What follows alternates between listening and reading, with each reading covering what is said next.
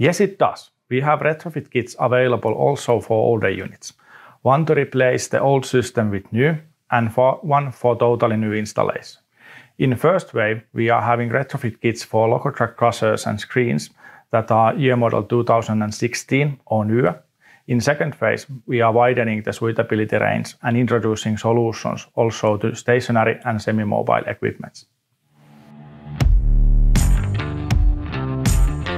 Well, any type of knowledge is important when making decisions. Getting the data remotely is like removing bottlenecks and building a network of solutions. I can mention two things that make remote monitoring important. Helping the customer immediately with their issues. Having the 24/7 live data available, everyone can see the same facts and make decisions, recommendations, and analysis. Metrics gives both the contractor and the distributor access to live data. Then helping the customer over a longer period of time by finding focus areas where improvements would give the extra tons or hours they need. Metrics support the analysis with suitable dashboards and live data.